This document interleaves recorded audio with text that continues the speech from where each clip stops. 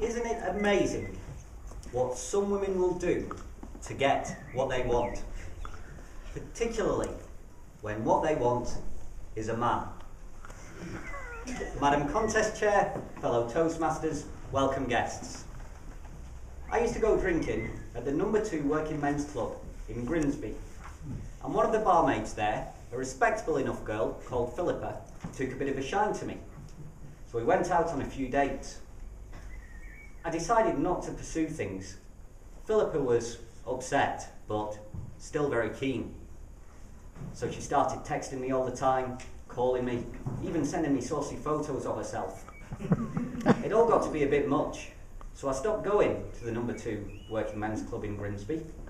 Although I still stayed in touch with some of the regulars there.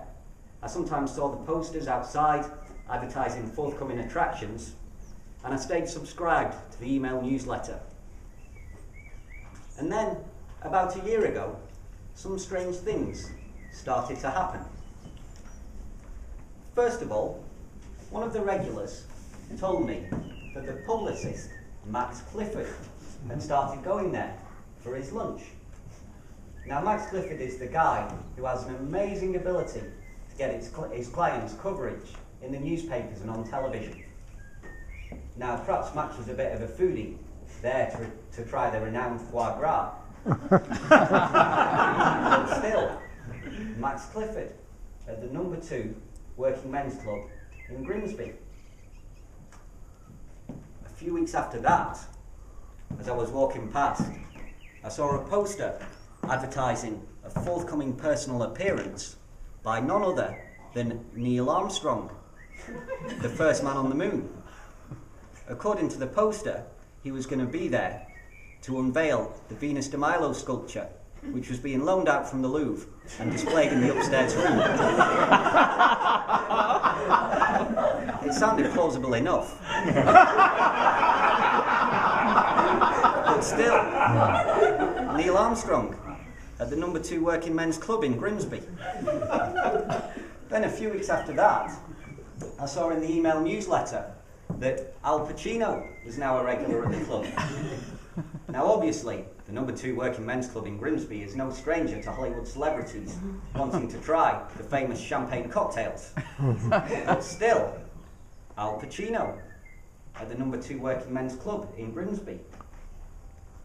So there was Max Clifford, Neil Armstrong and Al Pacino all visiting the No. 2 Working Men's Club in Grimsby, where my ex-girlfriend Philippa still worked as a barmaid.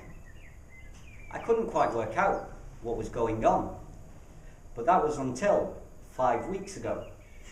Because exactly 5 weeks ago, ladies and gentlemen, we all enjoyed a day off for the royal wedding.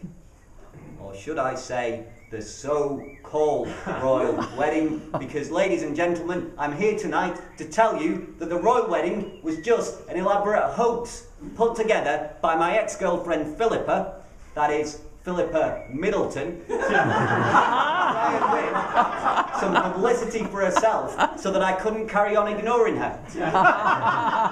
She enlisted the help of Max Clifford to come up with a scheme that would generate acres of coverage for her in the newspapers and on TV. She enlisted the help of Neil Armstrong because of his experience with putting large-scale hoaxes on the public. The moon landings were a hoax. And she enlisted the help of Al Pacino to train the participants, the guests, and the members of the public as actors, so they'd be able to make the whole thing look convincing. Now, on one level, I do find it a little bit flattering. My ex-girlfriend would go to such trouble to try and win me back. But on the other, I can't help but think that it's probably a bad thing to involve the Archbishop of Canterbury, the royal family, and so many world leaders in an elaborate deception against the public. But of course, what you all want to know is what's my message to Philippa, who's gone to such extraordinary lengths to try and win me back. In your dreams, love.